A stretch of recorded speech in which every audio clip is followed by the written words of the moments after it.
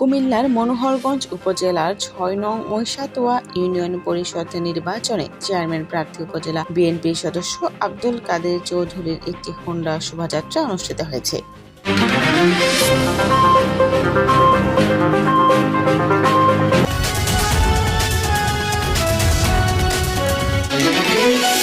Staff reporter Manoharganj Comilla জেলা প্রতিনিধি। মনোহরগঞ্জ উপজেলার ৬ নং মহিষাতোয়া ইউনিয়ন পরিষদের নির্বাচনকে সামনে রেখে নির্বাচনী প্রচারণা চালিয়ে যাচ্ছেন চেয়ারম্যান প্রার্থী। মনোহরগঞ্জ উপজেলা বিএনপি সদস্য তিনি চেয়ারম্যান প্রার্থী হিসেবে সকলের দোয়া ও সমর্থন প্রত্যাশা করেন। দোয়া ও সমর্থন নিয়ে সামনের দিকে এগিয়ে যেতে চান তিনি।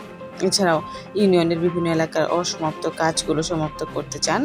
স্থানীয়দের সঙ্গে কথা বলে জানা যায়, ছাত্র জীবন থেকে বিভিন্ন সামাজিক সাংস্কৃতিক কর্মকাণ্ডে সক্রিয় ছিলেন আব্দুল কাদের চৌধুরী। সাধারণ মানুষের অধিকার আদায় এবং জনসেবামূলক কর্মকাণ্ডে ধারাবাহিকভাবে ভূমিকা রেখেছেন তিনি। শিক্ষা, ক্রীড়া, ধর্মীয় ও সামাজিক কর্মকাণ্ডের সঙ্গে সম্পৃক্ত রয়েছেন। যুব সমাজকে মাদকমুক্ত রাখা এবং শিক্ষার প্রসারে নিয়মিত কাজ করে যাচ্ছেন তিনি।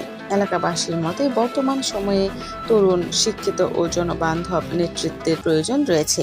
গতকাল ১ আগস্ট শনিবার ইউনিয়নে একটি হোন্ডা শোভাযাত্রা অনুষ্ঠিত হয়।